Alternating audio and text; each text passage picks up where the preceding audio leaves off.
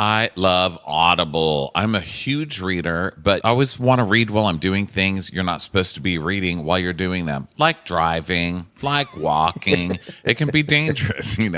So Yeah. I really love to use Audible. Yeah, Audible is great. I have been really interested in this book Tomorrow and Tomorrow and Tomorrow by Gabrielle Zevin. That's probably going to be my next Audible experience. Audible lets you enjoy all your audio entertainment in one app. You'll always find the best of what you love and something new to discover. Try Audible free for 30 days. Visit audible.com/crappins or text crappins to 500 500. That's audible.com/crappins or text crappins to 500 500.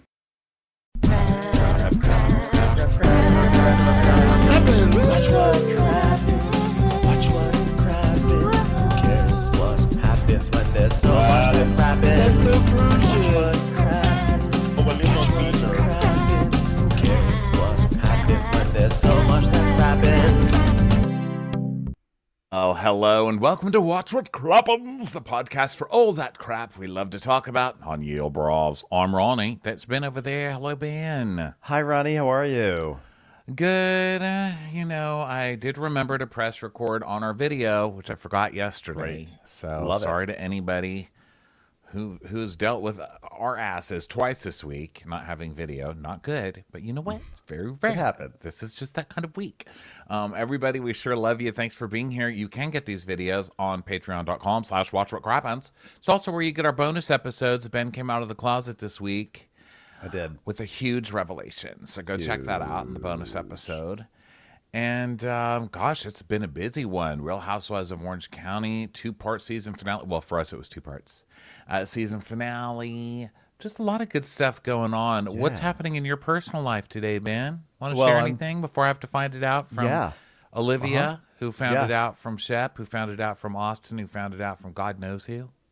Well, the first thing that I'm excited to announce is that my foam finger finally arrived because I'm going to be wearing it today and cheering you on the Jeff Lewis show on Sirius XM. You are, by the time this airs, your show probably already did air, but for people who did not know about that, go check that out. You can go find that. I don't know where you find it. Oh, but yeah, I should have said Sirius that XM. on the show. What the hell? That's okay, but really excited for you. And say hi to all of them over there. That's going to be super, super fun. The other thing that I'm excited to announce is that the official word of Southern Charm this season is So congratulations to This is a big season for you because everyone's saying it all the time, repeatedly on camera.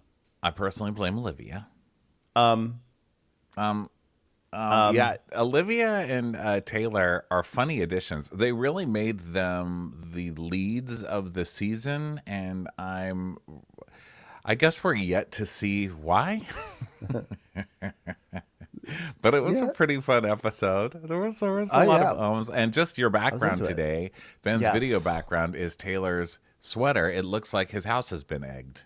I am broadcasting from the half melted mac and cheese that is Taylor's sweater. The shredded Sorrento cheddar cheese that has partially melted into the goop that needs to then be poured all over the macaroni. This is where I am recording from. It's just not the color. Okay, it's the color and then a darker color and then the pattern and then the turtleneck sweater of it all. It's too much. And then the fringe. The fringe is really what pulls it over. The fringe is where it really is looking like half melted shredded cheese, right? Like the casserole's not done. The mac and cheese has just been pulled out of the oven a little bit too early. It's like just remove 1 or 2 elements from the sweater and we'll be fine. But all of it all together, I don't know. I think that Jesus led her astray on this one. I think she a lot of Jesus talk. Maybe she just didn't use Jesus the way maybe she should have gone to fashion Jesus because she may have just been relying on Catherine Dennis over at Gwynn's to help her pick out this sweater. Use a different crutch when it comes to the sweaters. Yeah. You're not going to get the vacated Gwen's job this way. Okay. Yeah. Or is it a forced vacated spot? Whatever. Gwen is not going to be hiring you after this. You're going to need to get it together. And you're not, listen, you're going to be day chasing for a very long time. You're not going to get the Gwen's gig with the sweater. Yeah, no, I know that you are representing a brand called Day Chaser, but it doesn't mean you have to look like a sad son. So, anyway. I hope your sweater chases the sun so closely that it burns. Okay, because it's a terrible, terrible sweater. Okay, so here we are with Below Deck. I am on Real Housewives of Orange County notes, Pretty much the which same isn't show. going to be very helpful, but the title could still work. Welcome to the Freak Show. I mean, we're in a world, guys, and I love when shows can really take us into a whole different world. This is a different world, Charleston. I don't understand really where you come these from, people. I don't understand where they're coming from. And can I just say, we've got two people all sad and crying about Austen. Yeah. What kind of fucking world? And Shep. I mean, it's Austen and Shep we're crying about. Are you fucking kidding me? What a world. So What a world. we open up with like wacky things happening in Charleston. For instance, Madison doesn't really know how to fold sheets. So she does that thing where she kind of bundles it together and then does like a soft fold over the bundle. So the bundle is folded, but the actual sheets are not inherently folded. That's so, what I do, yeah. actually. Oh, because well. fuck folding sheets. Fuck you, sheets. Okay. Well. Fuck cotton in general. Fuck cotton. Well- Guess what I use now? I use bamboo sheets, which they're Me called too. bamboo sheets. I got them off Amazon. Me Did you too. get yours? They're Yes. so delicious. For years now, I just love them. They're so so soft. I don't know soft. that they say 100% bamboo. That is some polyester shit. I don't know what it is. No, it it's does not not polyester. wrinkle. Polyester has a different feeling to it for sure. Like I've gotten But polyester it's sheets some- before, and they're like It's something. I don't believe that it's all natural bamboo. I don't believe it. But it is something. It's something very unnatural, but also very lovely because you don't have to fold it. You know what? Bundle it up, It's- Madison. I bought expensive sheets in the past, and they were nice. But then I bought these from Amazon, and they were like, "This is wonderful." I am obsessed with my bamboo sheets. But I agree, they're definitely not. It's definitely not bamboo. I mean, it's literally Right? not bamboo. I just don't believe it. So clouds. I believe that those are 100% bamboo. The same way I believe that Madison is now Martha Stewart. Okay, Yeah. because But- she's really playing that one too hard. Yeah. Mike, But that I'm being doing said, laundry. Hold on, later I'm gonna open the front door and I'm gonna do something to the steps. Spoiler alert! I don't want to even tell you what it is. Y'all have to wait and see. Okay, it's my storyline. Martha you Stewart. have to wait and see. But in the meantime, I'm gonna go waste some valuable space in my wardrobe by folding these sheets in an unkempt way. Okay. So, yeah, that was me shaming you, Ronnie, for folding your sheets like that because you're wasting so much space. You could be having such a more compact sheet folding situation. You don't know. I didn't tell you my whole situation, how I do it. Do you really want to know, or are you just going to mock Of me? course. This is an episode about fabric, okay? The background of my box here on Craps on Demand necessitates that we talk about fabric wherever we can today. I know everyone's dying to hear how I take care of my sheets. So here we go, guys. Buckle up. So what I do is I kind of, do what she did. I do like Shannon having an argument where she like gets her hands and she does this with Yeah. her sheets, like karate chopping, but in a circular motion. Okay, I do that with the sheets until they're all in, all the right pillowcases, the body pillowcase, everything that's going to be included. I have 4 different pillows, big swaddle. different textures, a body pillow. Yeah, I get it all together, all the colors that I want because I have different colors for different moods. Okay, I get all those together in a package, and then I use one of the king pillowcases, and I shove it all in the king pillowcase, so it's packaged, and you can see when you're going to make your bed. Oh, this is the seafoam green outfit for my bed. It even fits the comforter cover, and I put those all, and then I stack the pillowcases next to each other in my closet. So when you see them in my closet, you see a row of sacks that are the sheets you're going to be able to use, and it's a whole outfit for the bed. That's fun. That's fun. It is. Yeah. Well, I'm excited for you in that system. Well, So, thank you, sheet shamer. No, Okay, so then we go to I'm Taylor. not shaming your sheets. I'm shaming the way that they will not stack nice and compact. No, and get nothing. maximum space. I am really bad at that. I can't even fold things the same size when they're my shirts. Nothing's correct. You're correct in that way. I'll give you that, sheet shamer. You know what? I'm not shaming your method. I'm shaming your execution. Because you could still have your method, but you could execute it in a flatter way. Okay? Oh, but show you know you what? Whatever execution. works. Whatever works. you We know? are in the South. So Taylor is on the phone with Austen, and we see him in bed, and I think a close up of a bar that's in his bedroom. Am I getting this right? When I look at Austen, I just basically try to take in as few things. few details of the surroundings as possible. Although I did pick up on a detail that I'll mention later in the episode. So I don't know. There His probably mouth was is a wide bar. open. His Mouth was is wide open. Yeah, it really is. He's muppeting more every day. Can I also say though? Mouth. I'm sorry. What'd you say? As I He has a whirlpool rudely mouth. He has a whirlpool mouth. He opens up and things swirl into it. Little boats. Fish. I do have to say though, we're really mean to Austen. Well, everybody, I guess, but especially Austen. Oh, I just whistled into the phone. Oh God, I've always wanted that to be my gay. Wow, you're just like JT speech calling disorder. for poppy seed. Instead of a lisp, I've always wanted a whistle, and I just had it. I just had a whistle. So anyway, they're on the phone. What was I going to say? Oh, we're mean to Austen, but I have to say he has the cutest house out of everybody. I think I love the exterior. I love the He has a color, nice the little dark house. blue. He has a nice little house. Craig's house is turning out very nicely too, but his is like a whole thing, you know. So anyway, the point is that Austen's terrible. I don't know if we actually articulated that, but we can just get right to that. He's terrible. So he's waking up in a terrible way as usual, and so he calls Taylor and he's like, "What are you doing?" And she's like, "I'm hungover. I have a bit of hangxiety, which is hangover anxiety, I guess." So she's gonna come over. She's gonna go to Austin's place because he's hired an IV service to hydrate them. Maybe it's Nomad MD, not sure, but one can hope.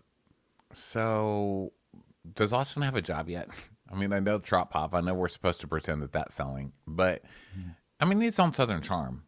But I don't know. I feel like you have to be. I think he was hired to be a financial analyst for a local investment firm in town. Just kidding. Bacon went out of his belly button. I have a friend who works for one of these IV places, and that shit's expensive. I was going to support her, and then I was like, no, I'm not going to support you. I would rather take you to lunch. That will be cheaper than a fucking IV of your whatever it is, even. Gatorade or something. Just get Gatorade. Just get Gatorade. So they're going to hang out. So Vanita is FaceTiming Charles, probably, to invite Olivia to a soiree. And Vanita's like, the dress is dress casual. And Olivia's like, your dress casual is my prom night. Yeah. It was great. It was a great moment for everyone. So then we go to JT's apartment, which is actually the messiest of all of them. His apartment looks actually like a very large, nice apartment. But it's a shithole because everything is everywhere. And he's being funny. He's like, Siri, get me Advil. And then he's like taking pills. He's like, please hurry. And then we see that he's actually a diabetic because he's taken out the thing to test his finger, his blood sugars, and he's doing I was hoping that we were all finally coming out of the closet with heroin use on Bravo. But no, it's diabetes 1. Just diabetes, as Brett Michaels would say. He's got the diabetes. Diabetes. Yeah. So he FaceTimes his mom, Bunny, which is funny because like his mom literally looks like a bunny, and I'm not saying that in a way like a mocking way. Like she just sort of looks like a bunny, and like her ears are just without the ears. Isn't there another mom named Bunny on this show? Isn't Austin's mom named Bunny? Hold on, Austen Kroll mom. There's probably a lot. Pretty of sure someone's. bunnies. I'm surprised that Who's Gerbil Austen never Kroll? caught up at like as a name, as like Wendy. a nickname. Wendy. Yeah. Don't you think Gerbil would be like a good Southern nickname? Hi, Gerbil.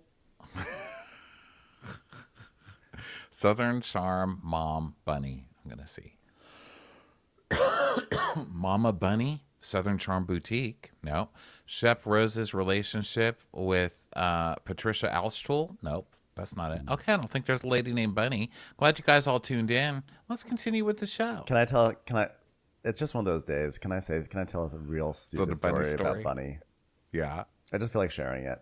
My friend and I, back in like the 2000s, you know, up and coming writers in Hollywood, we're always looking for a gig. And we had like a chance to pitch like a horror movie, which is funny because I hate horror. I'm scared of everything. And we had a chance to pitch a horror movie to this director. And so we pitched this whole stupid slasher movie, and he's like, "No, man." He's like, "I want it to be like it's like a woman, but like she's like alone, but she's like feeling erotic, but she's like nervous, and her roommate's gone." And there's this old film called Repulsion, and he basically wanted to do a version of Repulsion. It was like a Roman Polanski movie, artsy from the '60s. And we're like, okay, so we made this really good slasher movie. And he didn't like it because it wasn't pretentious enough. We're like, let's come up with literally the most ridiculous art house pretentious bullshit horror story that barely makes any sense, but it has so many things that don't make sense, and we'll just pitch it like it is actually the most artful and horrible thing. And it was basically about a woman who like spends a weekend alone in her roommate's house, and while she's there, she has like traumatic flashbacks to a dog of her childhood that terrorized her, and the dog was named Bunny. And we're like, yeah, because it's a dog, but it's named Bunny, so it's like really nice because it's called Bunny, but it's a dog that and the director loved it. He loved that there was a dog named Bunny. So when we talk about bunnies, it just makes me think of pretentious ass directors falling for stupid shit. I don't know if that story was worth it, but it felt good to tell it. You know what? Can't believe that movie didn't get made. Say that much. I really can't believe it. But they loved it. It was gonna get made, and then he was like, he got pulled off to do some other thing. But like for a moment, our movie, and we called it Bunny too, by the way. Our movie about a dog named Bunny almost was. Yeah. Well, I've got breaking news, everybody. Or newsflash, Ben's favorite term. Newsflash. Guess what? I got a newsflash the mother on Bravo, whose name is Bunny. Ben is going to fail. Well, both of us failed this. What do you call it? Charades, not charades. Tests. Trivial Pursuit. We both failed this answer. It is Leah McSweeney's mother. Is named course. Bunny. Duh. Bunny. How did we not remember that? We're idiots, both of us. Yeah. Okay, so JT is now, listen, it wouldn't be the South if there wasn't someone who had a super creepy relationship with their mom. So let's jump into this Bunny scene with JT and Bunny. His mommy, who, listen, I call my mommy occasionally, but not 20 times a minute, okay? He's like, Mommy, hi, Mommy. Mommy, I feel great, Mommy. I'm lying to you. I have too much fun with the boys yesterday, Mommy. And she goes, honey, you're doing that tall thing. Could you just put the phone, at your face level? Because he's doing that thing where he puts the phone down on the counter so he looks like gargantuan in the phone. She's right. like, okay, Hagrid. Okay, you look really big. Put the phone so your mama can see your beautiful face. Okay. And so she's like, how are ya? And he's like, oh, I feel great. I mean, I'm lying to you. She's like, I can tell something was quite right. A little my bunny sense, if you will. And he's like, yeah, I had too much fun with the boys, so, I'm a little sensitive. Yeah, well, you know what? Alcohol and diabetes do not mix. Neither does alcohol with short men. Not as much place to put all the booze. Okay, so it's not good for your health. To be fair, Bunny, not much mixes with diabetes. Okay, I don't think I've ever heard someone say, "Oh, you know what? X mix with diabetes. That mixes great with diabetes." You know what goes great with diabetes? Licorice. Like I've never heard anything. I feel like go licorice well could with go well. diabetes. I feel like licorice could go well with it. No, it can't. Diabetes is very bad. So he's like, I'm in fact a mama's boy, and I'm not ashamed to admit it. Now, diabetes 1 can be a death sentence, but my mommy took care of me and instilled the discipline in me to still be here. But you know what? You got to have fun too. And you got to have fun, and then sometimes you got to sort it out in the morning and hope your mommy can't tell. But guess what? She always does. Why? Well, you told her. She can always tell when you tell her. You literally called her to tell on yourself. So she's like, well, what's going on in addition to that? Because the store is born already. And he's like, well, the event space is almost done. I mean, what an amazing mommy-son project. Couldn't have done it without you, Mommy. And she's like, yeah, sure, couldn't have. But I could have done it without you. That's the funny part. I'm established in my career. Anyway, it's a space unlike anything they've seen in Charleston. It's amazing. And he tells us that his mom, Bunny, is the top designer in the D.C. area, and she showed him the ropes. And we see his event space, the before and the after. And, I mean, it looks fine and everything. It looks nice. I will say there are a lot of places like it in the Charleston area. Okay? Yeah. It's exactly like everywhere in the Charleston area, which unlike is pretty. It's unlike pretty my area. movie pitch, Bunny, it was not very unique. So, Hey, Bunny, this design's a real dog, okay? God, I can't believe that movie didn't get made. God, it would have been a really good Ali Sheedy vehicle. So, literally any movie would have been a good. I'm so sorry to our listeners. I'm so sorry to all our new listeners who came in from the Jeff Lewis show that I had to stop the entire podcast to tell that Bunny story. Like, I realized it had no payoff. No payoff. I got news for you. They're the same listeners. Okay. It's the same. Okay, so JT, they're used to this already. So JT's like, yeah, I also had a lot of beer. It was a good, it's event space, blah, blah, blah. Okay, who cares? So JT's like, you know what? And also, we just bought the largest Airbnb in Charleston right down the street. So my core business is a collection of downtown Charleston Airbnbs. And that is why a couple of years ago, I made Charleston my home. And as we all know, Airbnb does stand for Air Bunny and Bunny. So that's when I play basketball in the backyard with Bunny. She's really got to jump on her. They wanted to make some tennis. What bunnies can't jump? So Bunny is like, hey, Bunny someone, ears. someone, Bunny ear bunnies. I'm sorry. But hey, someone wants to say hi to you. And he's like, don't tell me it's Poppy Seed. Oh my God, it's my girlfriend, Poppy Seed. Hi, sweet angel. Hi, sweet Poppy Seed. And then he's like, yeah, he does like that. He does that this cartoon whistle. like, with the vibrato in it, where it's like, It's that whistle that only Michigan J. Frog can do. You know what? I just hate him for the dog. Because, the dog is like, fuck off. I finally get some alone time with Bunny. And now here comes you and your stupid fucking whistle. Get out of here. Go back to your Airbnb. We don't need you here. Oh God, Poppy Seed, it's no wonder you're named after an opiate, because guess what? I'm addicted to you. Kisses through the phone. And Mommy's like, it's a rainy day in Virginia today, so we're sitting around the fire. And he goes, oh, I would do anything right now to be in Virginia on a rainy day with Poppy Seed in my lap and my mommy to give me all the ibuprofens I need all day. Some nice mommy snack plates. This is grossing me out at this point. Is this Chef Kim? This is Chef Kim, isn't it? We get it. You guys are casting only men children, but this is creepy. This is starting to turn like fetishy for me, and I don't like it. He's like, I wish I could teleport. Gosh, that looks so good. Home. I'm like, just get into a car at this point. You can do it. Literally, your Airbnbs will be fine. Okay. You're in South Carolina. She's in Virginia. It's like, get into a helicopter. It's time for a commercial. It's time for a Crappens commercial.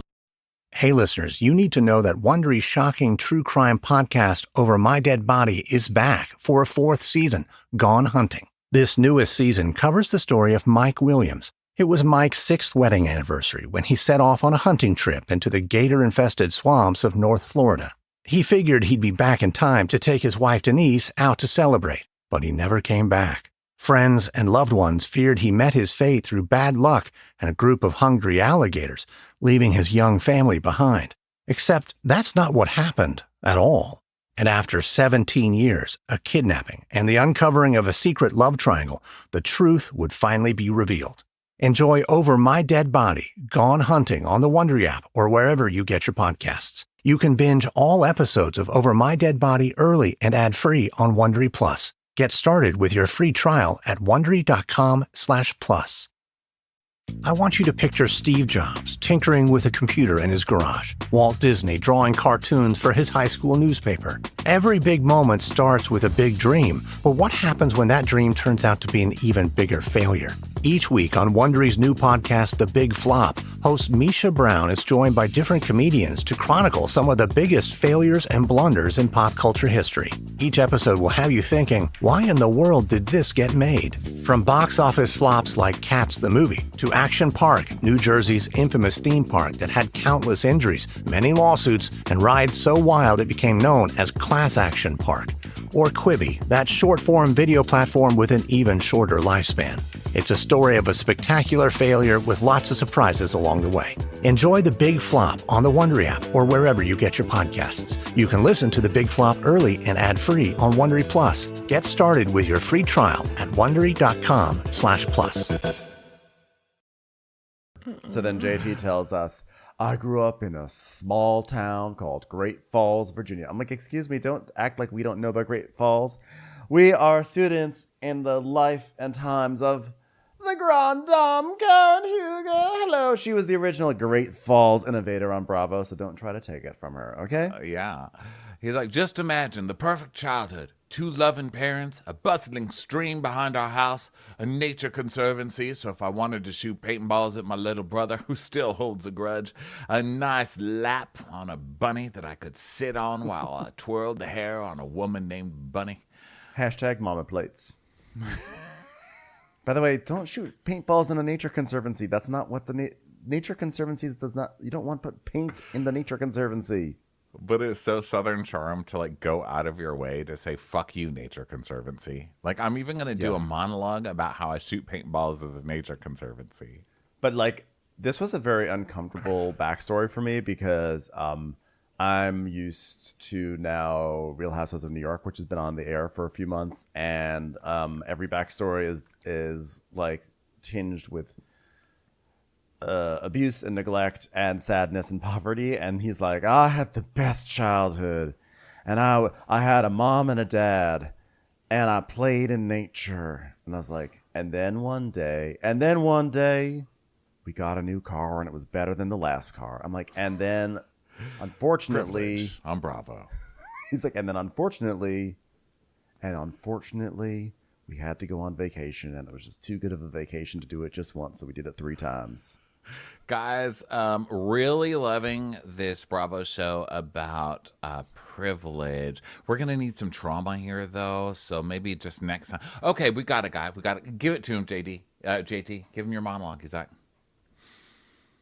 I am not in my mommy's lap right now. I looked down at my mama plate, and it was just a napkin I put out for myself. Not the same. So then we go to the East Bay Nail Spa where Craig is getting a manicure, and he's asking the lady if he can have one finger blue and clear on his toes, which is his vibe. And so Shep comes in, and he's like, Craig, hey, Craig, it's me, Shep. Hey, whoa, so this is your Shangri-La, huh? Yeah. Oh, Shep. Oh, sorry, Craig. I know you didn't understand that reference. Hey, little lady there in the tub. I don't have bad feet, but I got cracked heels. Is that okay? And she's like, are your nails ingrained? No, I got them removed. Oh, God. Thank God we don't have to fix that. We had Thomas Ravenel in here the other day, and wow, talk about a lot of yellow down there. What did he get? Color and clear? I tell you right now, I don't want that because a woman's place is in the kitchen with colored nails. Okay? Not a man's. A man's place is to have very clear, unpolished nails because I'm going pheasant hunting tomorrow like a man would do. And I don't want anyone painting anything around me. Yeah. Don't paint my toenails because I'm going pheasant hunting and I'm doing it barefoot. So, like one thing has nothing to do with the other, but I love that. And like, also, I don't injection think of that's how you wealth. say Shangri-La, is it? Isn't it Shangri-La. Isn't it Shangri-La? He's like, this is your Shangri-La. He's such a weird He said guy. Shangri-La instead of Shangri-La. Shangri-La, yeah, like Angry-La, like a David E. Kelly show. Angry-La. Yeah. Well, when I was in law from school, angry people. When I was in law school, I specialized in Shangri-La. So, crazy. How are Hey, you better feeling? not tell me that pheasants are getting jobs these days. They are. They're working at Sewing Down South. So, Craig's like, how are you feeling? Oh, yesterday, gosh, was insane. The whole implication that Austen and Taylor were more than just friends. Oh, that's like telling me there's a pheasant that hasn't been shot yet. It's unacceptable. Oh, it's really getting to me. She's like, I can tell it's getting to you, but please, you're hitting my face with your knees. Because he starts doing the Shep, like his legs start swimming in his mind. It's like when my dog goes to sleep and starts having a nap that he's chasing another dog. It's like, There's blue water splashing all over this nail salon as his feet are like.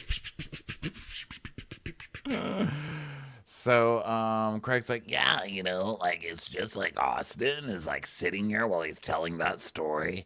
Yeah. And then we cut to Austen, and Austin's like, well, like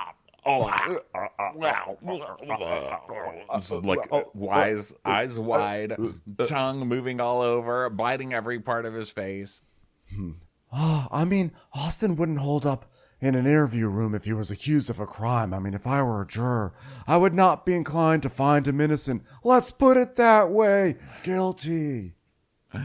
What's your level of certainty that Austen and Taylor, that nothing happened between them? Yeah, well, I'll tell you this. I know multiple girls that I used to date that he went and slept with after. And Shep's like, so do I.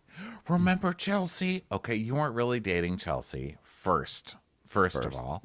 Second of all, you guys have all dated each other's girlfriends. Yeah. That's Charleston, and you say that's how the town is set up. Now, that is the last time I'm going to say anything in favor of Austen, because, of course, Austen totally banged Taylor, don't you think?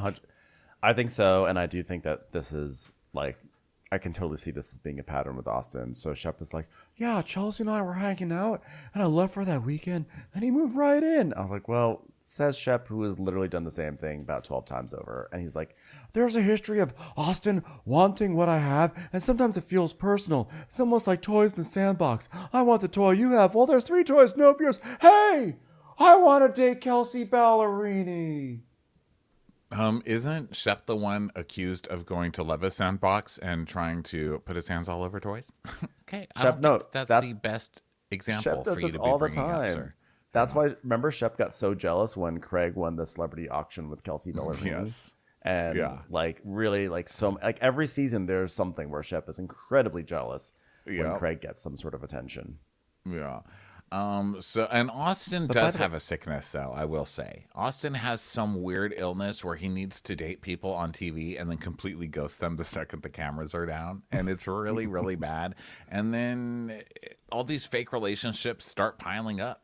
I don't know. That guy does seem like kind of a sicko, but he does. But, you know, by the way, it doesn't have to be either or. Yes, Shep is jealous of other people's toys, but Austen is too. They all are. They're all children in the sandbox. They're all throwing sand at each other and whatever pieces of poop have found their way in there too. Also, I think maybe describing your girlfriends as toys might be kind of the reason that nobody ever keeps one on the show. Just putting that out there. Not that I've kept one. That's a good point. So not Austen's that at I've ever home. kept one either, but you know. Austin's at home and he's taking pills and drinking green juice. And so Taylor comes over. And so it's just funny because the place is a shithole. And Austen and Taylor are talking in his room. And there's like a little door under the staircase that maybe leads to a closet or maybe to a garage. But either way, it probably leads to some musty ass Austen space. And there's a little sign over it that says, follow your dreams. I was like, this sign is not appropriate for this household. There's nothing about being in Austen's house that says you are following your dreams. Yeah. Follow your trust. Follow your trust account. So Austin's Follow like, your saliva. He's like, how are you doing? And she's like, I'm fragile. I'm pretty hungover. And IV sounds amazing. And he's like, wait. Why are you fragile? Why are you fragile, Taylor? And she's like, Olivia and I went to warehouse and we met this really attractive man. And like, he meets all 3 requirements that I have. All 3 of them, Austen. You have to be smart, you have to be funny, and you have to love Jesus. Okay, I love Amy when Grant, people you get need to all fix holler your- rollering while they're like getting shit-faced at bars. Ma'am, so I know comedy is in rules of 3s, but I think for like dating, let's like maybe do rules of 7s to 20s. I don't know, like I feel like maybe we should swap out something. Like maybe one rule should be treats you with respect. Maybe one rule should be doesn't have enormous like Peter Pan syndrome. I don't know. I'm just thinking out loud here. Love Jesus. That's my favorite one. Gotta love because, Jesus. girl, I mean, you dated Shep. I guess this rule came after Shep, right? That's when you start making those rules. Just everything that Shep is not. Good luck, Jewish people. You're not getting Taylor. Pretty much, yeah. So Austen And Muslims and Hindus and Buddhists. yeah, pretty much. So Austin's like, how you know he loves Jesus? Did you ask him if he loves Jesus? She goes, yeah. He's like, okay, okay, then you really did that. She's like, yeah. And he's like, I really like you, but I have so much going on. And he's like, you know what? You should just run for the hills. And I'm like, what? Oh my God, poor Taylor. You hear that all the time. Shep told you that for 3 years and you didn't think it was weird? I just feel bad that I know she had some issues with trying to recognize red flags, but what happens when like she's not even given a red flag? She's just given a path that says go away, and she's like, I don't know, I think I still might like him. Honey, he does like Jesus though. So she's even wearing a sweatshirt that says Folly Beach, which is so funny because it's like she can't even her sweatshirt can't even take her seriously. Folly Beach. Yeah, Taylor's like, I'm just so confused right now. I'm like, okay, so I guess I might need your therapy person's number. I was like, you don't even know what a therapist is? Yes, you need a number, and not Austen's. Yeah, I don't know who Austen's therapist is, but they should probably be fired and barred from the profession. Okay? I can tell you this much: they are wearing a full face poncho. mask. They're fresh from the Gallagher tribute concert. R.I.P.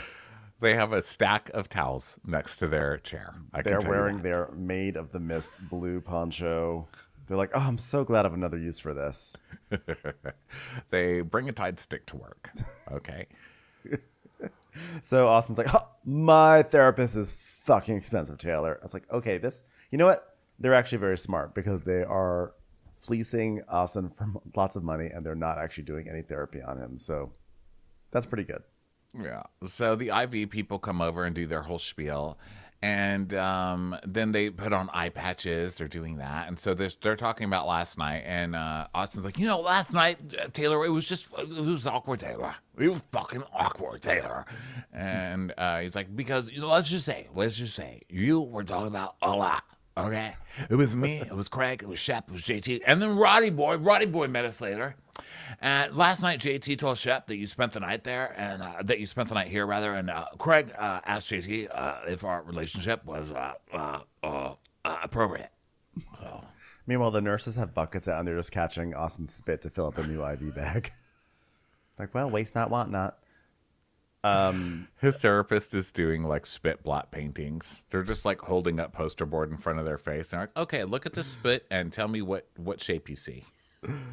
Austen, we're only having you do this because we want to see if you can actually say Rorschach without coating this couch with saliva. By the way, did you notice that Austen had a pillow with an octopus on it?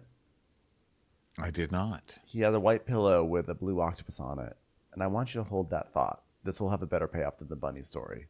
Okay. I think. Maybe not.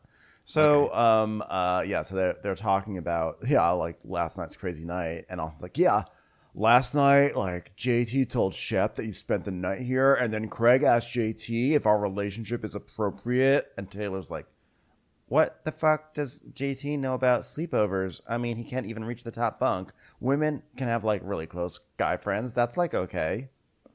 Yeah, and he's like, well, we don't have to defend ourselves. And she goes, yeah, like we're single and people have the right to do whatever the hell we want, okay? And Shep did whatever the hell he wanted, and he wasn't single half the time. I mean, okay.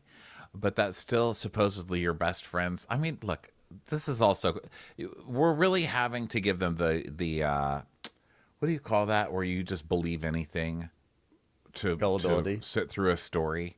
No, suspension of disbelief. Suspension of disbelief. Yes, we're really having to do that with this show because Austen and Olivia were never dating, and so all of this crying and hand wringing over someone being with someone that Olivia was so serious with. You guys were not serious. What are you talking about? He never took you seriously on the show. You fought the entire way through the reunion, even though nothing had happened, and then you said that you had dated like 1 week before he ghosted you.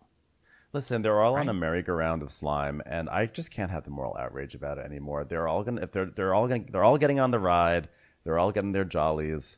I'm just here to watch, see what happens, see if anyone breaks an arm. So it's just she came on pretending to date Austen to get on the show, which I get. It's a rite of passage on these shows. But now this other Roddy guy is coming on and doing the same thing with her. And I'm like, how much do we have to believe on this show? Okay, Go ahead. There, I've got it off my chest. Go ahead. No, it's good. It's important. So Austin's like, people are just like trying to get to the bottom of it. And Taylor's like, I mean, that's why I didn't tell anyone about crashing here. Also, like, it's so embarrassing to think that I crashed here because now people are going to think I have less.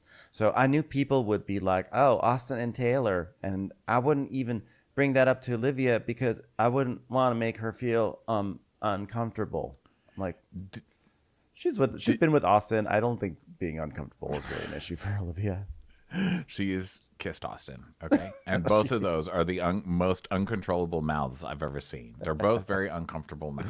Her, she chooses with her mouth open, and he can't keep his mouth closed. I mean, could you imagine that makeout? So did you notice while Taylor was talking, they had to splice all of her words together to make a sentence? I didn't, but I believe it because... They also had to do it with Olivia later. It's like they can't... I think they talk like this, and they have to splice. Telegram talk. She's like...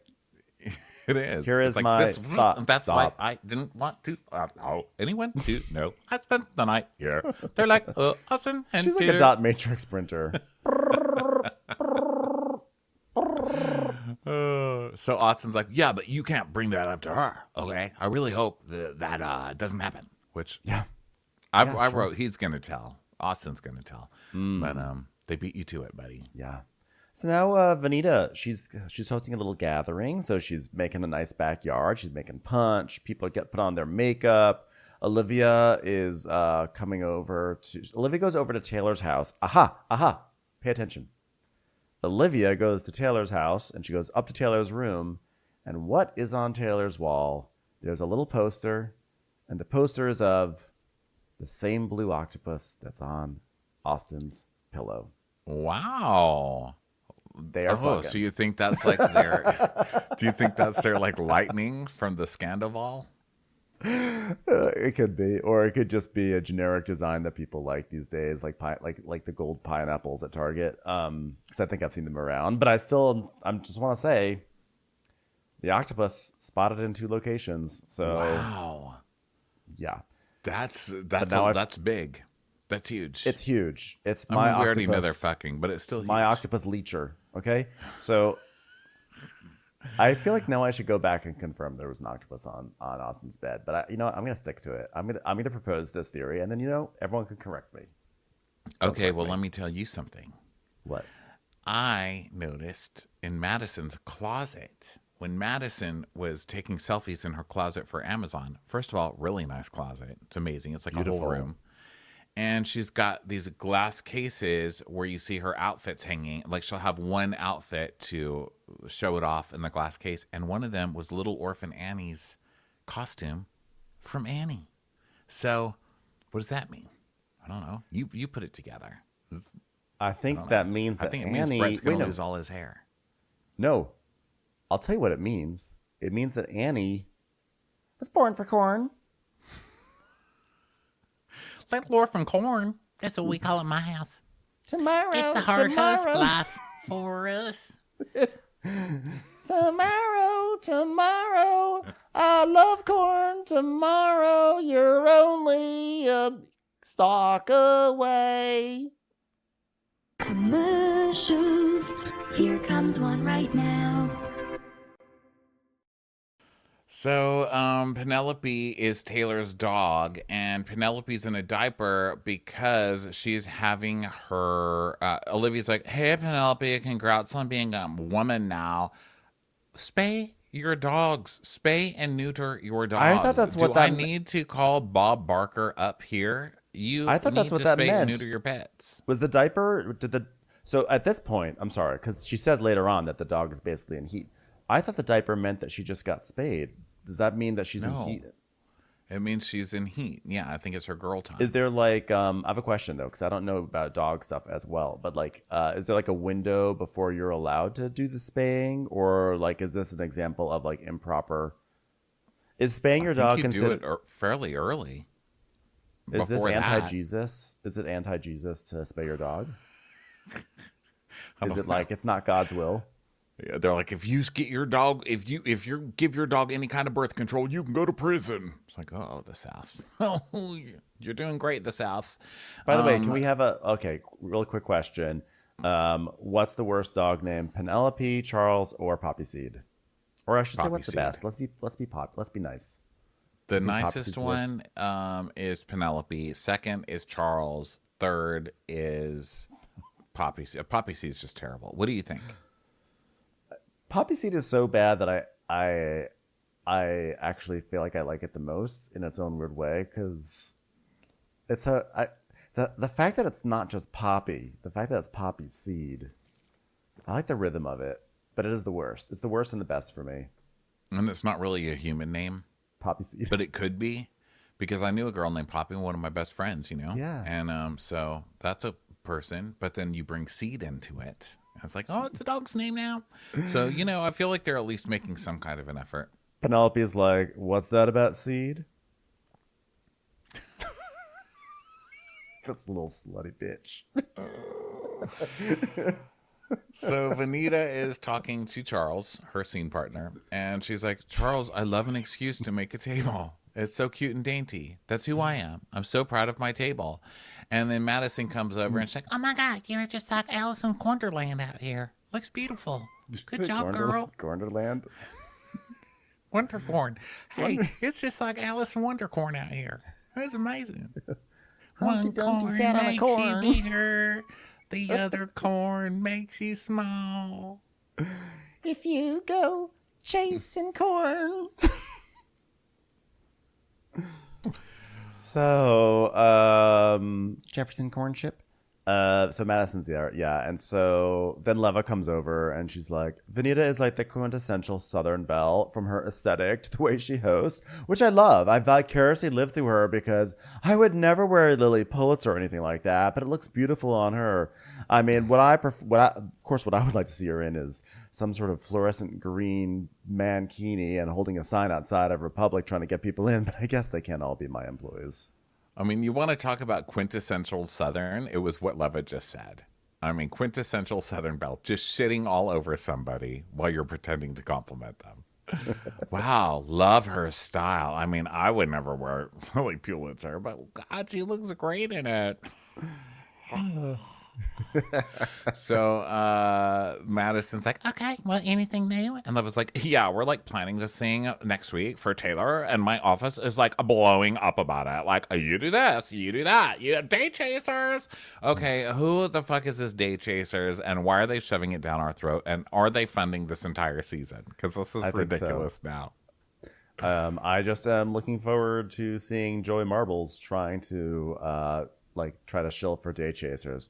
Day chasers, this is like the best alcohol. It's like low in calorie and like huge in flavor, and I just want to do a great job for Leva. It's like, thanks, Joey. Yeah. So Leva is basically saying that Taylor, they should just like be rallying around her because she's younger, and it's like she's kind of like hitting her first breakup, and it's like that first real breakup where it just like really destroys you. And she's like, of course it's been a long time since I've had my first breakup because I'm in a wonderful relationship with Lamar, and I have a child who I make cookies with incessantly when you don't see me. But I remember what it felt like when I had a breakup. It felt like everyone was against me, and like, what side is everyone taking? All those terrible, terrible feelings. Yeah, and I think she needs to hear that from you, Madison, because, I mean, you dated Austen, so you know what pain is, And Madison's like, well. And of course, Vanita, we can't hear it from you because no one takes a girl in Lily Pulitzer seriously. You know what I'm saying? Yeah, she's like, I would ask you, Leva, but no one needs to know about your boyfriend in Canada. Okay, yeah, we're all buying that one. We're all buying that one. All right, take it over, Madison. Madison's like, Well, I knew that those were his friends, and they're gonna leave his friends. They started his friends. They're gonna leave friends. I told myself right at the very beginning of that relationship, I said, Madison, don't go chasing Wondercorn. Okay, those ain't your friends. Stick to the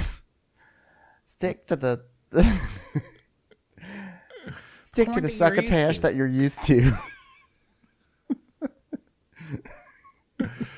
So she's like, I think if anyone can understand crazy, it's me. and we see clips of her being like, You're a beta. You're a pussy. Just own it. and then it cuts back to her, and she's like, Things have changed, ain't they? I'm Martha Stewart now. Although I sometimes when I go to a Chinese restaurant, they serve me baby corn. I do call it beta corn. So They all love each other's dresses because Taylor and Olivia arrive. So there's a lot of like, it's like a little touch of, woo, oh my God, you look great. You look great. Oh my God, you look so good. You just look so good. Blah. So they, Olivia and Taylor give a toy to Charles. So Charles loves that, which is funny because Bueller was just on screen earlier with a toy. And I feel like Bueller rarely has a toy on Crap It's On Demand. It's that pink. It was the pink thing. Yeah. It's the there pink it is. rhinoceros. Yeah. It was a gift from his cousin. Is that new too? Yeah, it's new. Bueller is like Charles. Yeah. In that sense of having a new toy. So Taylor's like, yeah, we brought something for you and Charles. And Vanita goes, is it a dildo? And I'll start laughing. So Taylor's like, well, I would have brought Penny, but it's her time of months. We should have puppies soon. They would have puppies with Charles and splicing it all together. But she's like, we would have puppies if I had brought Penelope over. And Vanita's like, oh no, but Charles doesn't have a ding dong. Oh my God. So no one on this show really understands spaying or neutering. Okay. They did not cut off his ding dong. I know. So then Madison's like, well, where'd she learn that from, being a slut? And Taylor's like, well, not from me, not from the mama, not from me. So there's like, they look at that Vanita unveils all the food and everything's nice. And then they're like gossiping. And Madison's like, who's dating who? What's happening? So Olivia tells the story, which actually got me mad. Not at Olivia, but it made me mad at Austen because I believed every single second of it. So she says, well, in uncomfortable news, I was at Share House as opposed to Warehouse, which is where Taylor was, because apparently we only go to bars and restaurants that sound like Warehouse and Share House. It was after a long day of shopping at the shoe warehouse. That was... got a good deal. And by the way, spoiler alert, the next scene is going to be Craig at a warehouse. So anyway, I was at Share House and a little while back with this guy. I was just like casually seeing him. And then like all of a sudden another tall figure approached and it was Austen. And he was like, well, hello, Olivia. Funny seeing you here making out with a random guy at a bar. I was like, ugh. Austen would 100% say that. I believe this 100%. He's so awful. Gross. He is. And Olivia's like, and he goes, oh, yeah, by the way, I'm Austen. And he like shook the guy's hand and he said, oh, never took you for a AAA type because it's a baseball player, guys. I can't believe Austen saying that. What is wrong with this guy? What a monster. And then, of course, it cuts to Madison, which is funny. And I was like, oh, that was a sly move by the editors. But then they actually just fully address it. Madison's like, yeah, that's a trigger for him. Baseball players. Uh-huh. So was yours dating J-Lo also? No? Oh, okay. I guess that was just me hitting at that level. Okay. So they're all laughing, and Love is like, oh, by the way, I'm a busy person who doesn't dress like an idiot. No offense, Vanita, I didn't mean you. So, by the way, Madison, your party was beautiful. Can we get to the fight? Because I've been here 5 minutes. So it's time to go. Yeah. So, they're talking about basically Taylor's like, yeah, that, so it was like trying to, have a conversation with Craig, but it all happened. It happened so quickly. And then we see a flashback of Craig yelling at Taylor. Yeah, and Vanita's like, well, before you got here, we were talking about how you're acting different than you normally do. And Madison's like, take it from me, you said completely opposite of how it went the other day. Okay. I love this, like, Madison trying to be nice. Because the whole time they were leading up to this, they kept saying things like, guys, we really need to be nice to Taylor because this was her first relationship. And it just cuts to Madison, like, shrugging and kind of rolling her eyes. So Whatever she's you're really doing. trying. Do Here's whatever my the advice. opposite. Yeah, just, okay, let's pretend we're at a movie theater and I want popcorn and I order it, and instead of being popcorn, you're a hot dog. Don't do that. Just be popcorn. So I should do the exact opposite of what I want to do. So you're saying I should be worshiping the devil? Is that what you're saying? So Madison's like, okay. Woman to woman, Taylor. Okay, I've been in your situation, okay, but not in as much of a dumb way as you. Those guys are thick as thieves, okay? And dating Austen, I knew from the beginning that they were no longer my friends. I mean, they weren't my friends in the first place, but potentially they were my friends, and then they were definitely not my friends. And they were going to talk shit about me and hide everything that Austen did. And I remember it hurting because it wasn't just that I had to mourn my relationship with Austen, but I had to mourn my relationship with Craig too. To put it simply, I was mourning for corn. I was mourning for corn. Mourn for corn. So Taylor's like, yeah, that's just what happened at your party. And then we see a clip of her crying and going, "You used to be friends, dude." Madison's like, Yeah, I've been there. Now, here's the thing. I would not let them make fun of your reactions anymore, because that's what they're doing. They're going behind your back, and they're making fun of your reactions. The biggest burn is let him go back and talk about, wow, how good Taylor is doing. I just saw Taylor. She looked like a runny egg. That's how she was dressed. She's doing great. I think she's moved on. Taylor's selling a limited edition startup alcoholic beverage in a small club in the South. Make him jealous. and Taylor is looking not happy, but she's like, I'm not going up against. I will go up against Craig. He's stupid. I'm not going up against Madison. No. So she's like, you're right. And so they just keep going. And Leva's like, yeah, I mean, I think you're better than that. Like, if you're gonna get emotional, like, let one of us try to redirect you. And Vanita's like, yeah, because your emotions are always valid. Just, when you're in public, you should probably pivot. Use one of a different emotion that's equally valid, but not as valid and wild. So how about just like a non-embarrassing but valid emotion?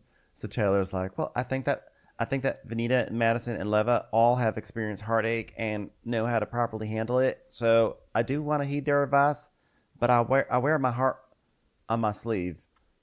And of course, my sleeve happens to look like egg yolk, but that's a whole different story. So Vanita's like, I know it's easier said than done, but we're gonna back you up. And they're like, yeah, girl power. And Madison's like, yeah, imagine next time we can all jump in and be like, shut your stupid beta mouth, you stupid cocksucker. And Leva's like, yeah. Also, I think that Austen at that moment, like, probably should have stepped in, guys. I mean, you're tight with him, and he said nothing. I mean, he buried his face in his hands. So. They cut to a flashback of Austen, like, literally his face is in his hands. So Madison's like, she's like, yeah, I think that everybody realizes that, like, Austen doesn't have anybody's back. Can we call him a beta? Okay, on the count of 3. 3, 2, 1, beta. So Olivia's like, yeah, I learned that the hard way. And Taylor's like, but you know what, guys, though? He's a much better friend than I think he is in a relationship. And, he treats his friends so well, right? I guess now that Catherine's not there, we no longer have erms, so we have ums. And Madison's like, Taylor, let's forget this friend thing. I think he's in love with you. Taylor's like, no. Olivia, you seen that too? And Livy's like, no, I mean, I like always liked y'all's friendship because like y'all were friends before I was friends with him. So that's okay by me. And Taylor's like, well, obviously, it's put me in a weird situation, and I'm like, I'm sorry if this makes you feel weird. She's like, no, you've been so helpful. You've been able to like translate between Austen and I, and like I love y'all's friendship, and I want you to maintain your friendship.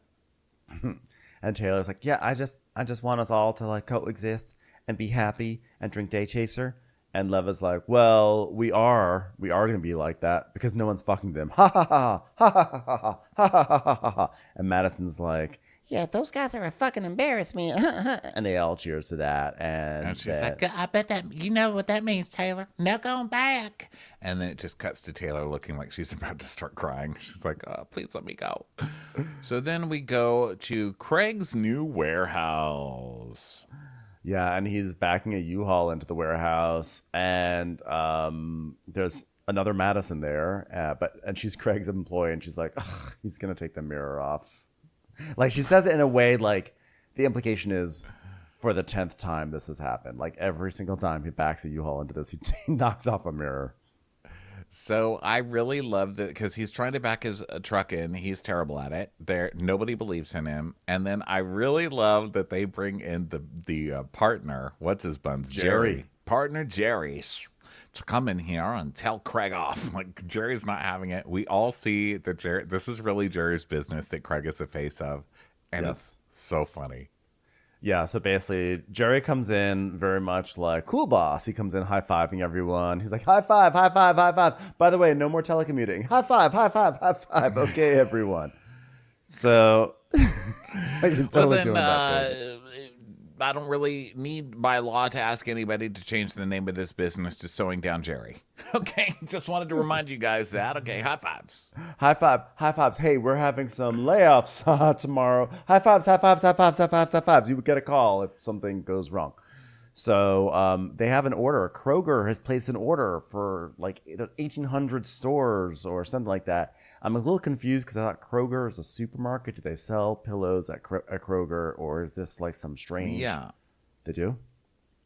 Yeah, you know how some grocery store, well, you're in LA, they don't really have this, but in other places, they have little home sections in the grocery store, like an aisle or two.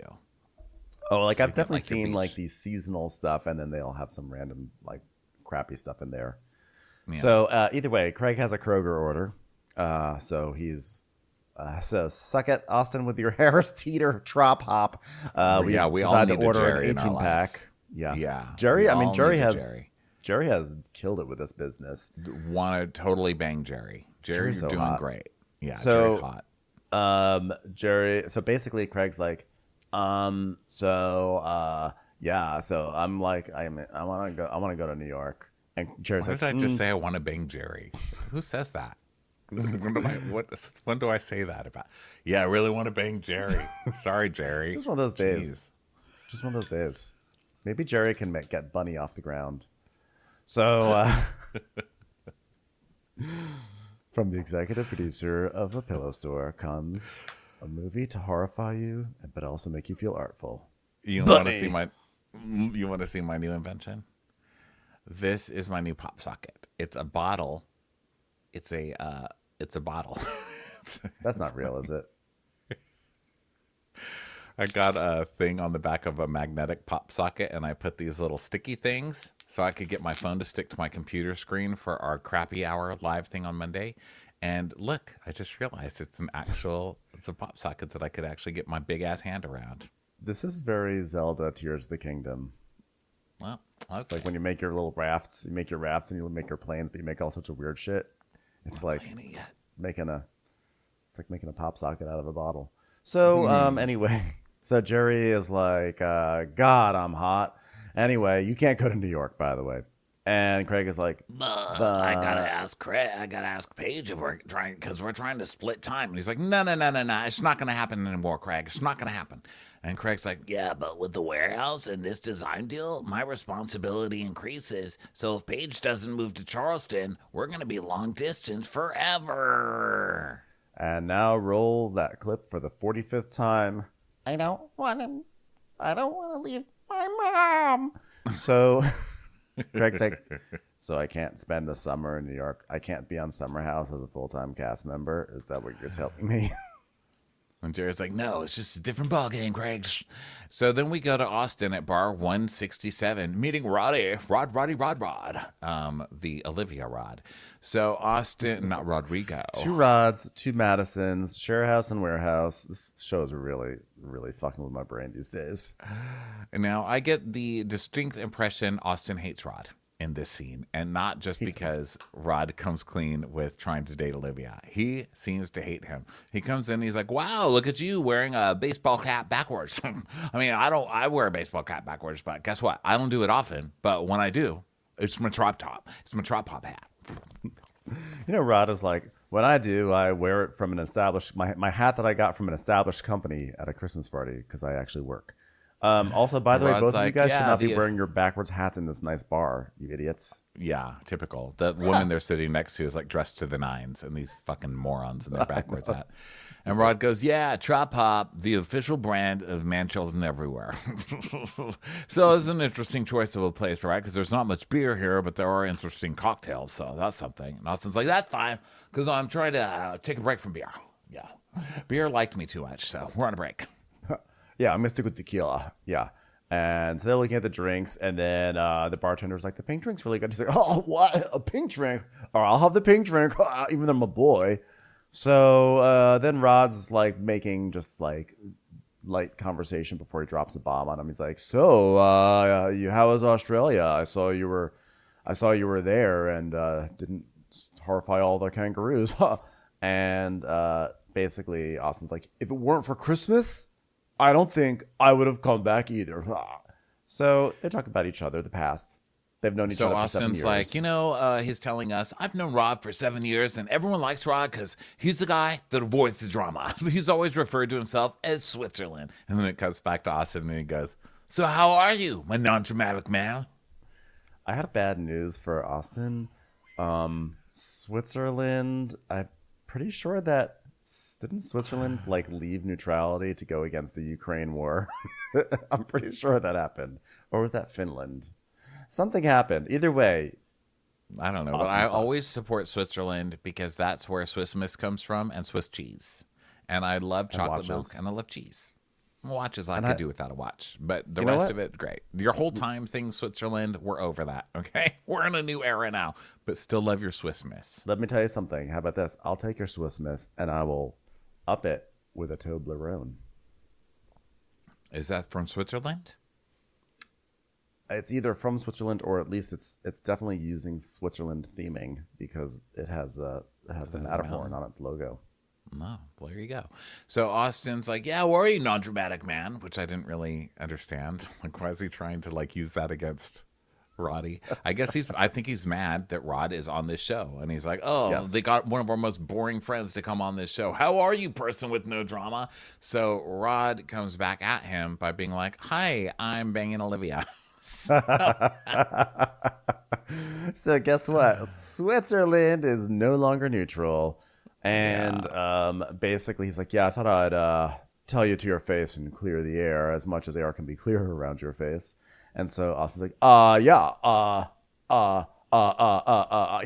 just don't know. I just don't know. Like, so you're saying you're going to ask her out? And Rod gives him this look like, yeah.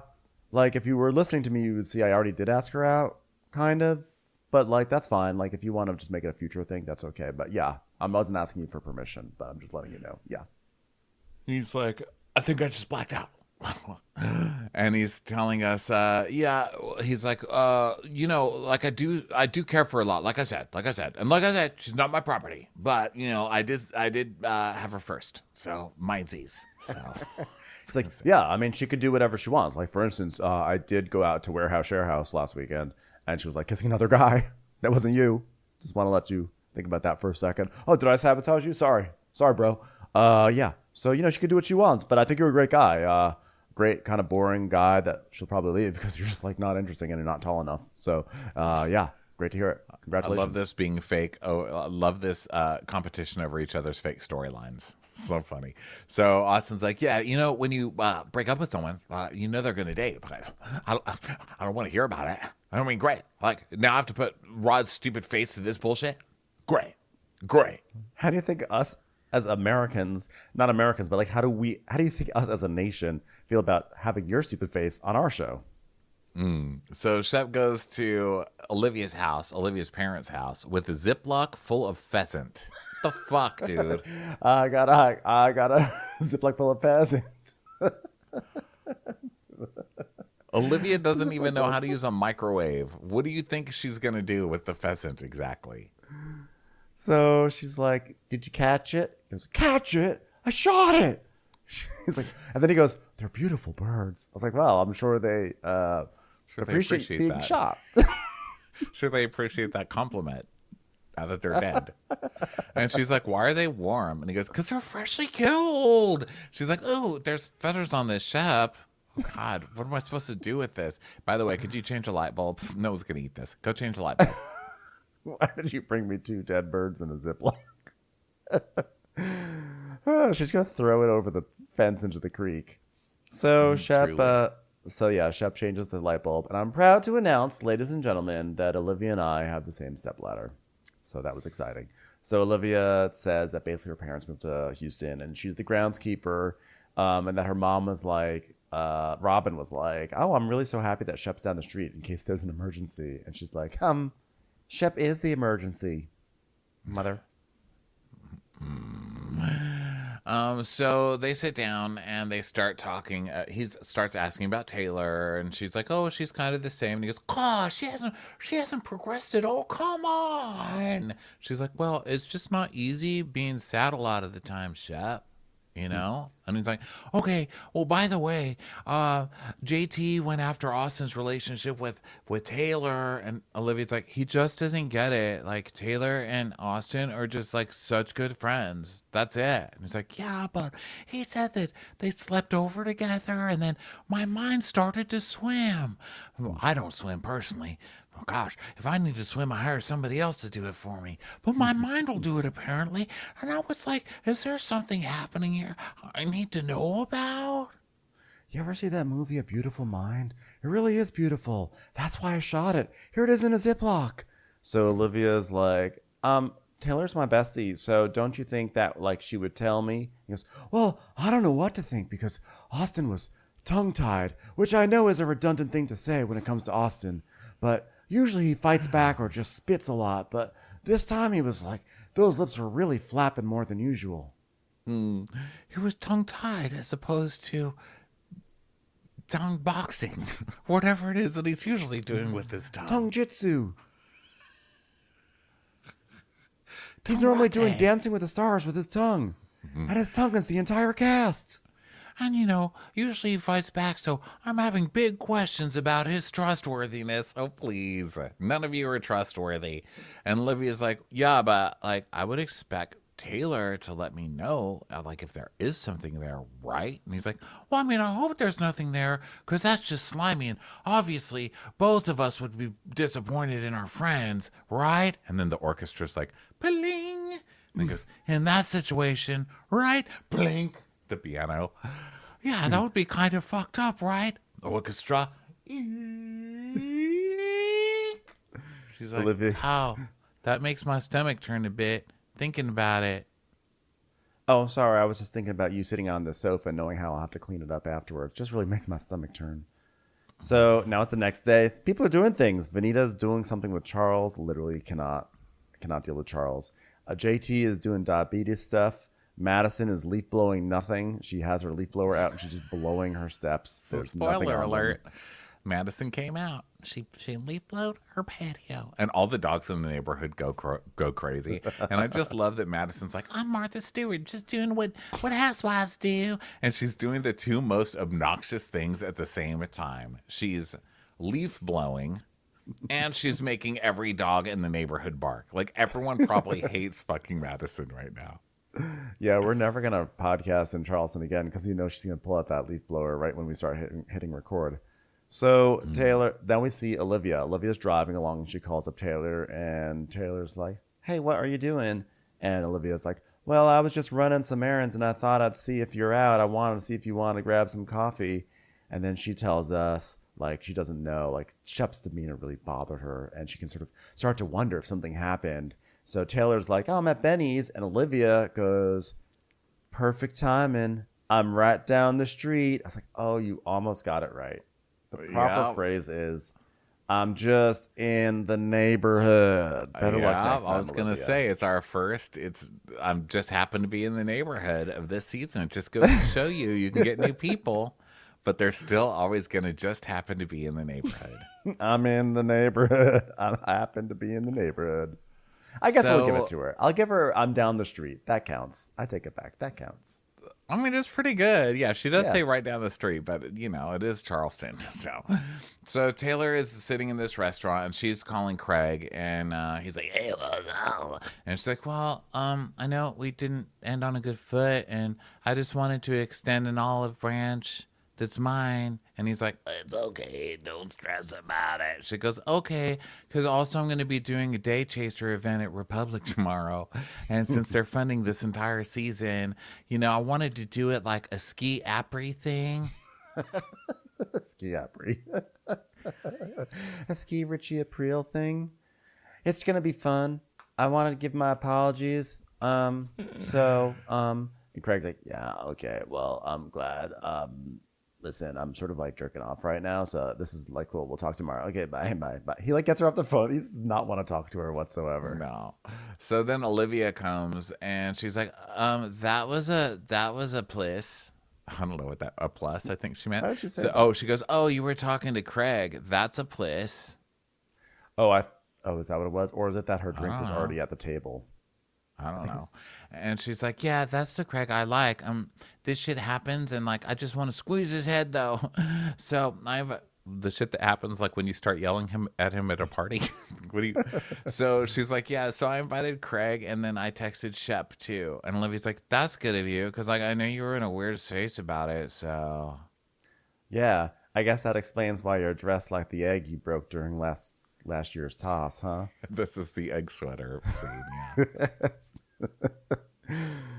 So Olivia's like, speaking of Shep, he was telling me about the guys' night, and Taylor's like, yeah, yeah, and it raised questions regarding you and Austen and Shep, and Shep started to seem a little shook. So can you that for me, please?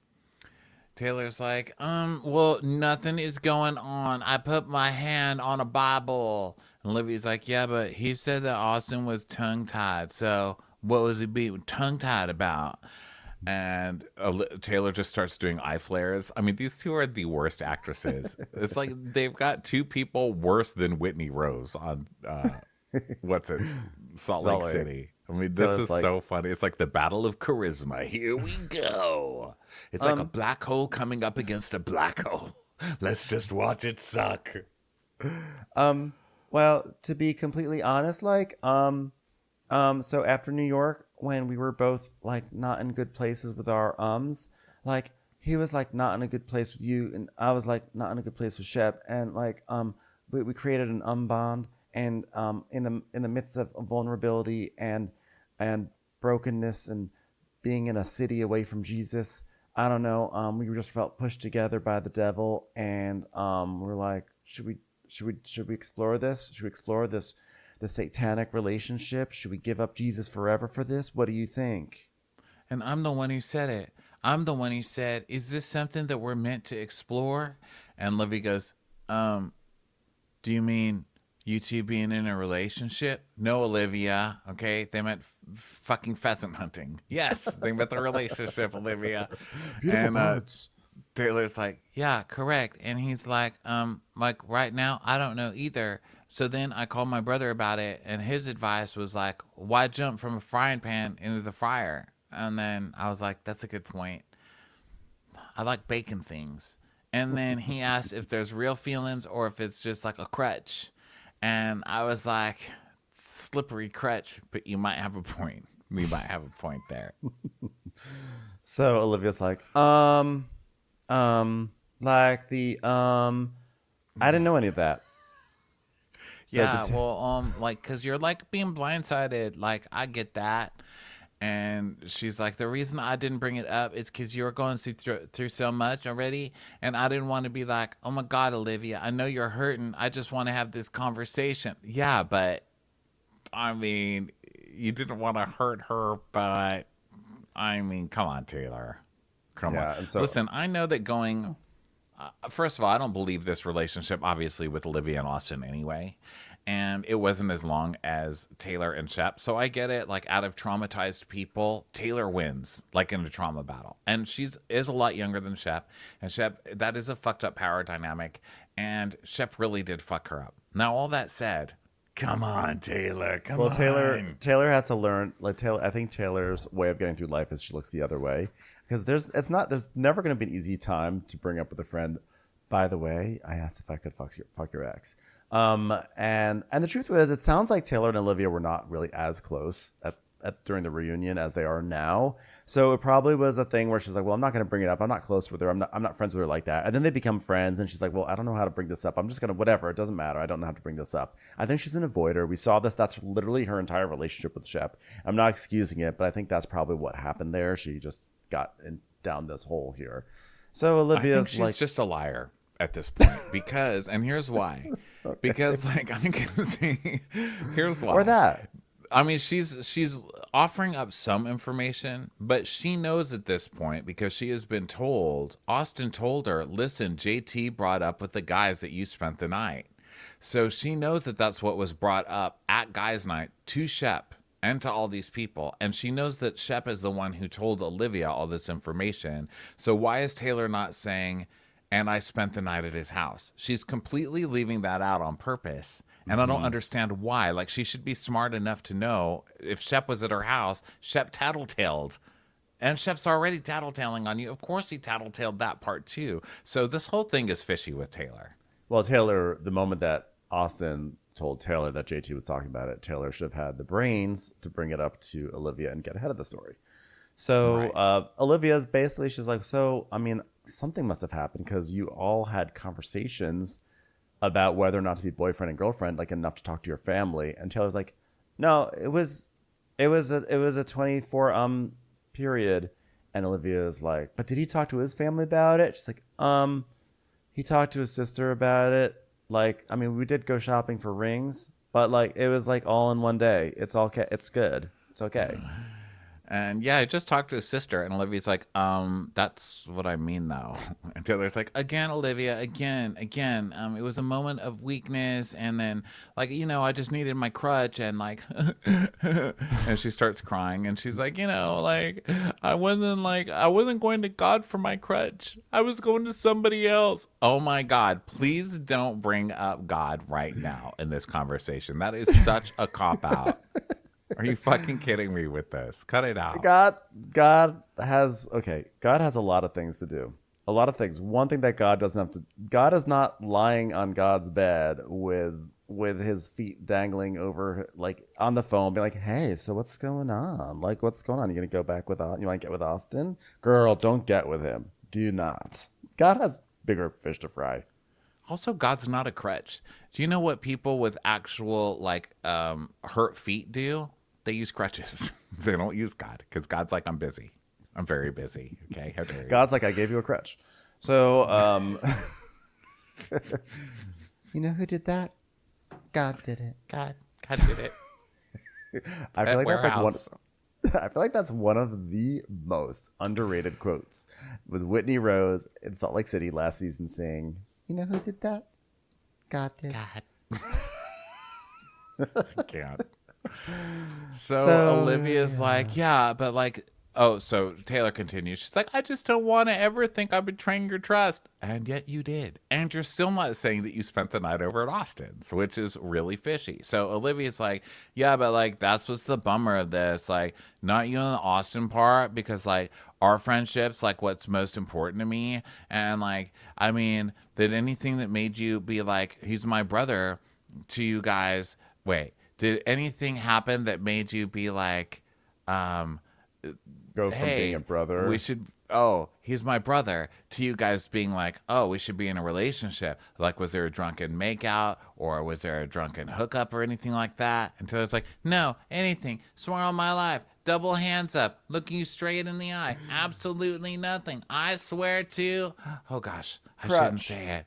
Swear to crutch. I swear to my crutch, Listen, I swear on all the fringe that is hanging off of my arms right now, nothing happened. So yeah, Olivia's didn't like, mention the sleepover. Olivia knows that this girl is full of shit and she's not going to forgive her. And she gets up and leaves pissed and then starts crying in her car.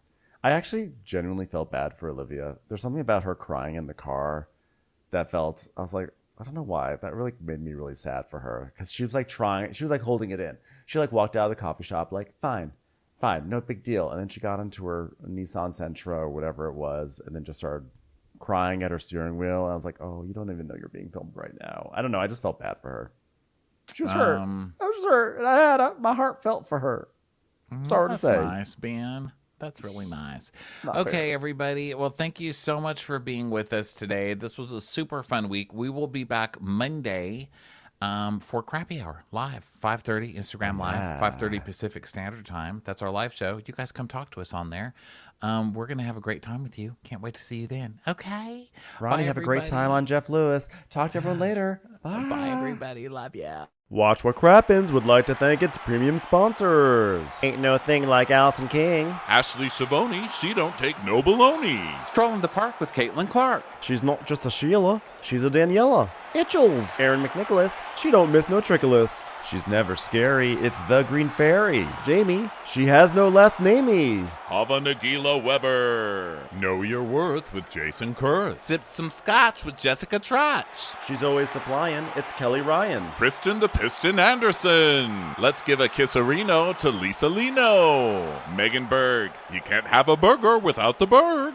Ruru LaRue. The Bay Area Betches. Betches. And our super premium sponsors. Somebody get us 10 cc's of Betsy MD. We're taking the gold with Brenda Silva. Let's get real with Caitlin O'Neill. Don't get salty with Christine Pepper. Can't have a meal without the Emily Sides. Nobody holds a candle to Jamie Kendall. She's not harsh, she's Jill Hirsch. She's a little bit loony. Junie. My favorite Murdo, Karen McMurdo. We love him madly, it's Kyle Pod Shadley. Let's go on a bender with Lauren Fender. We want to hang with Liz Lang. The incredible edible Matthews sisters. Nancy Cease and Desisto. Give him hell, Miss Noel. She's the queen bee, it's Sarah Lemke. Shannon, out of a cannon, Anthony. Let's take off with Tamla Plain. She's quite the catch, it's Victoria Cotchett. She ain't no shrinking Violet Kuchar. We love you guys. Hey Prime members, you can listen to Watch What Crappens ad-free on Amazon Music. Download the Amazon Music app today. Or you can listen ad-free with Wondery Plus in Apple Podcasts. Before you go, tell us about yourself by completing a short survey at Wondery.